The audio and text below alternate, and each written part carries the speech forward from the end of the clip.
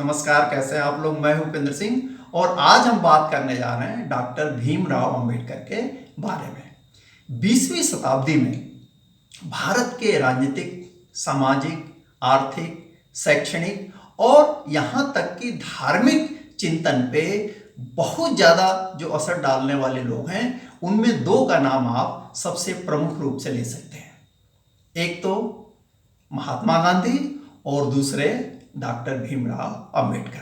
लेकिन सबसे इंटरेस्टिंग चीज जानते हैं क्या है? सबसे इंटरेस्टिंग चीज ये है कि महात्मा गांधी, जिन्हें हम राष्ट्रपिता भी कहते हैं, उनसे और डॉक्टर भीमराव अंबेडकर से कभी आपस में बनी नहीं।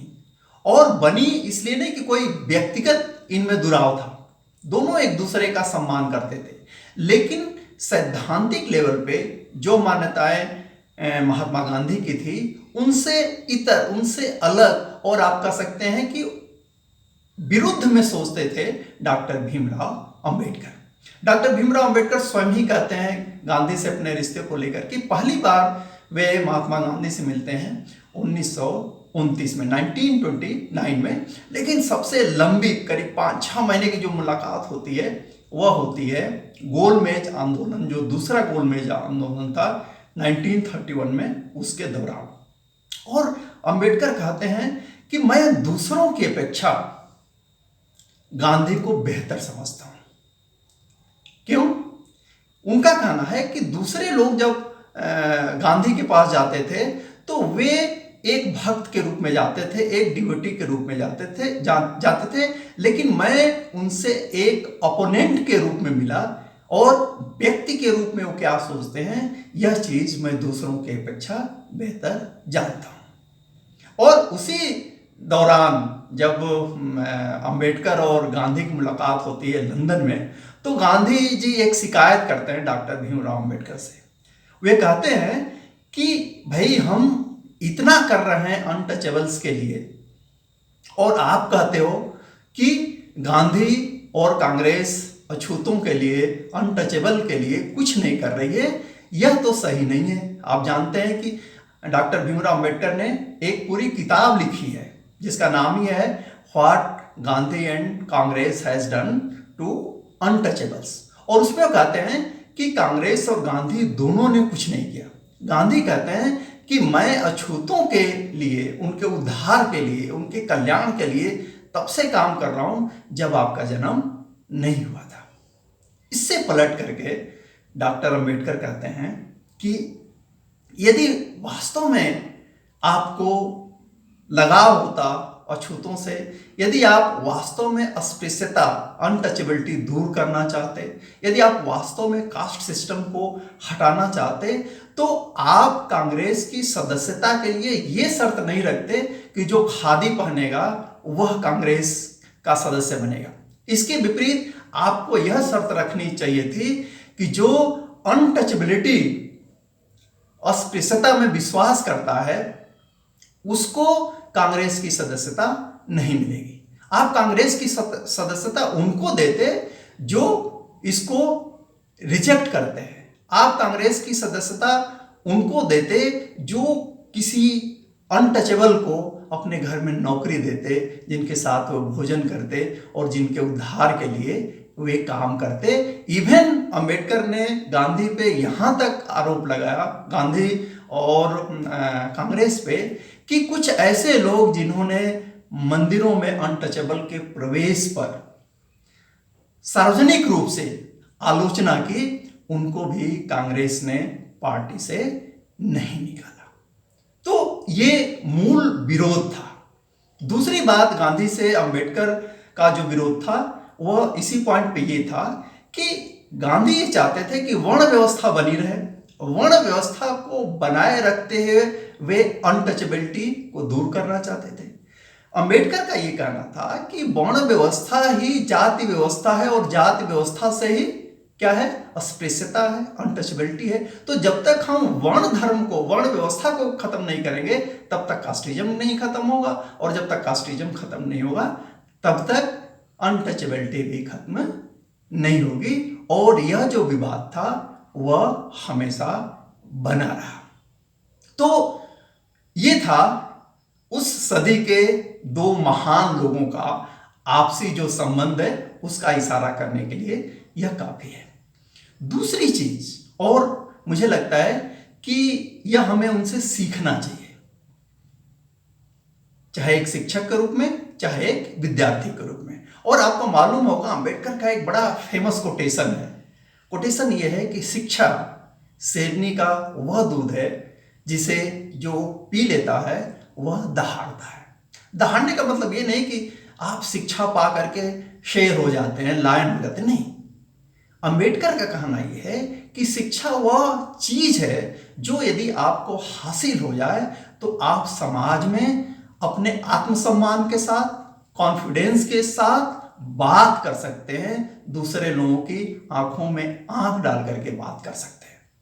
दूसरी चीज कि यदि आपको आगे बढ़ना है, और स्पेशली आप ध्यान रखिए कि वे एक ऐसी जाति से थे जो उस समय अनटचेबल समझी जाती थी, महार जाति। तो वे जब ये बातें कर रहे हैं तो पूरी कम्युनिटी को एक प्रकार से संबोधित कर रहे हैं।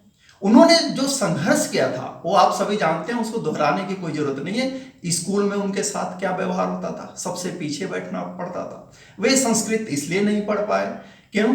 क्योंकि वो अनटचेबल थे। लेकिन इन सारी समस्याओं के बाद एक जगह वो अपने उनका एक आत्मकथा है, बहुत पतली सी, वेटिंग फॉर अ वीजा। उसमें वो एक जगह लिखते हैं स्कूल के संदर्भ में जो सिस्टम था उस पेन को समझिए कि नो पियन नो वाटर, यानी चपरासी नहीं है तो पानी पीने को नहीं मिलता था। इस सिचुएशन से संघर्ष करते करते करते अंबेडकर जब 1913 में कोलंबिया जाते हैं तो वहां न केवल वे मास्टर की डिग्री हासिल करते हैं बल्कि वे वहां फाइनेंस पे पीएचडी भी करते हैं। फिर वे वापस आते हैं क्योंकि शिवाजी राव गायकवाड़ की जो स्कॉलरशिप थी उसको लेकर गए थे और जो शर्त थी 4 साल बाद उनको आना था। लेकिन यहाँ भी उनके साथ वैसा ही व्यवहार, बुरा व्यवहार हुआ जो उस समय के समाज में एक अनटचेबल से किया जाता था। फिर वे बड़ौदा छोड़ते हैं, मुंबई जाते हैं, लेक्चरशिप ज्वाइन करते हैं और जब कुछ पैसा इकट्ठा हो जाता है तो वे फिर जाते हैं क्योंकि उनके अंदर पढ़ने की बड़ी लगन थी। और इस बार वो जाते हैं London school of economics and political science में, फिर पीजी करते हैं, फिर पीएचडी करते हैं। और यही नहीं, उन्होंने वहीं पे ग्रेजिन करके एक कॉलेज था जहां से उन्होंने वकालत की, जिसको बैरिस्टर बोलते थे, और कुछ समय के लिए वे जर्मनी के बोन यूनिवर्सिटी में भी गए। और यह शो करता है कि पढ़ने के प्रति उनका कितना लगाव था। एक दो घटनाएं मैं आप सुना दूं और आप सोचिए कि हाँ कितना मेहनत डॉक्टर भीमराव अंबेडकर ने किया था।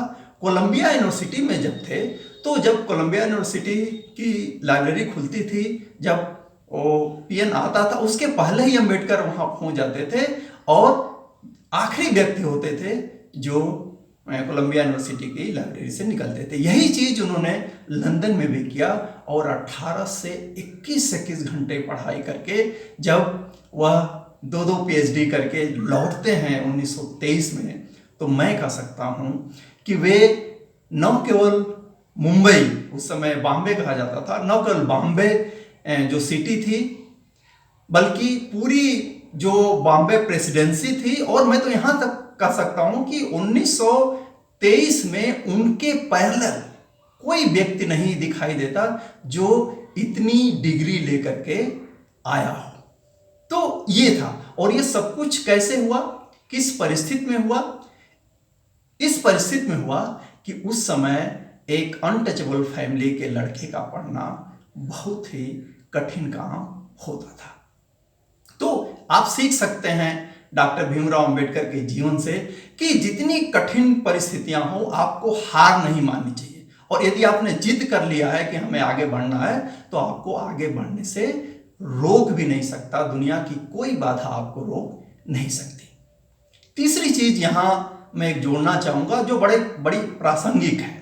प्रासंगिक इन सेंस की, जैसे आमतौर पे आप कहीं बात कीजिए ना चाहे शिक्षकों के संदर्भ में बात कीजिए या विद्यार्थियों के संदर्भ में बात कीजिए, या मोटे तौर पे जो साहित्यिक लोग हैं वे बात करते हैं कि पाठकों की संख्या घट रही है।